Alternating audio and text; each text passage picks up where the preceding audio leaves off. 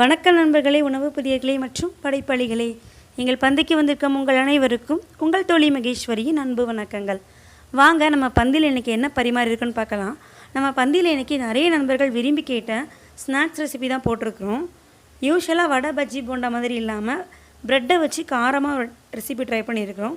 வேறு ஒன்றும் இல்லை, சில்லி ப்ரெட்டு. இது சில்லி கொத்து பரோட்டா ஸ்டைலில் இருக்கும். டேஸ்ட்டும் கிட்டத்தட்ட அந்த மாதிரி தான் இருக்கும். சில்லி ப்ரெட் எப்படி பண்ணணும், என்னென்ன வேணுங்கிறத பார்க்கலாம் வாங்க. சில்லி பிரெட் செய்யறதுக்கு நம்ம வீட்டில் உள்ள பொருட்களை வச்சு மட்டும்தான் நான் செஞ்சுருக்கேன். எந்தவித சாஸ் கெச்சப் எதுவும் ஊற்றலை. ப்ரெட்டு மட்டும் தான் வாங்கியிருக்கிறேன். 5 ஸ்லைஸ் ப்ரெட் எடுத்து வச்சுக்கோங்க. மீடியம் சைஸ் பெரிய வெங்காயம் 2 கட் பண்ணி வச்சுருக்கிறேன். ஒரு பெரிய நாட்டு தக்காளி கட் பண்ணி வச்சுருக்கிறேன். ஒரு பச்சை மிளகாய், ஒரு சின்ன துண்டு இஞ்சி, 2 பூண்டு இடித்து வச்சுருக்கிறேன். கொஞ்சம் கருவேப்பிலை, மல்லிச்செடி. காரத்துக்கு நான் காஷ்மீர் மிளகாத்தூள் எடுத்துருக்கிறேன். காரம் கம்மியாக இருக்கும், கலர் நல்லாயிருக்கும். 1/2 ஸ்பூன் கரம் மசாலா, 2 ஸ்பூன் நெய். வாங்க எப்படி பண்ணணுன்னு பார்க்கலாம்.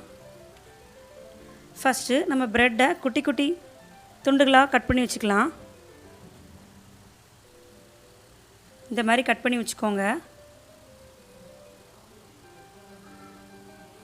ஃபஸ்ட் ஸ்டவ் ஆன் பண்ணி ஒரு கடாய் வச்சுக்கோங்க. கடாயில் நம்ம எடுத்து வச்சுருக்கிற 2 ஸ்பூன் நெய் ஆட் பண்ணிக்கோங்க.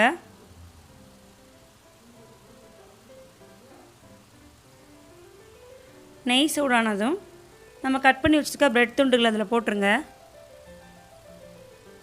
போட்டு கொஞ்சம் வறுங்க. பொன்னிறமாகிற வரைக்கும் வறுங்க.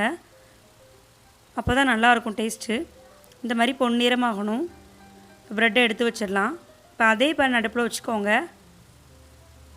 2 ஸ்பூன் ஆயில் ஊற்றிக்கோங்க.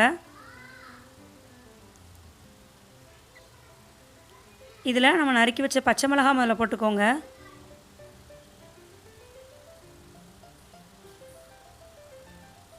பச்சை மிளகாய் வதங்கிடுச்சு. இது கூட கட் பண்ணி வச்ச வெங்காயம் சேர்த்துக்கலாம். அது கூடவே கொஞ்சம் கருவேப்பிலை போட்டுக்கோங்க. இது நல்லா வதக்குங்க.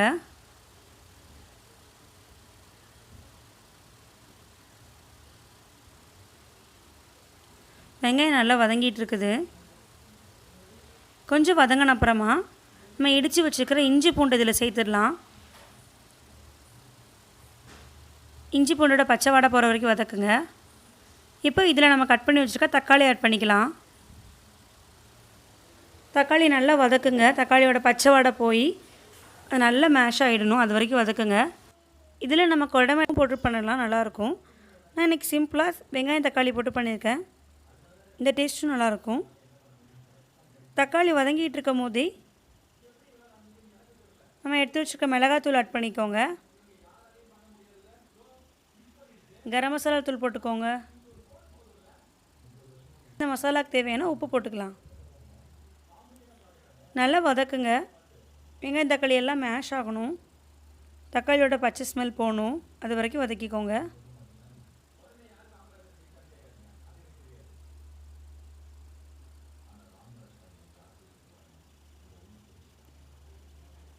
இப்போது இதில் கொஞ்சமாக ஒரு 1/4 டம்ளர் மட்டும் தண்ணி ஊற்றுறேன்.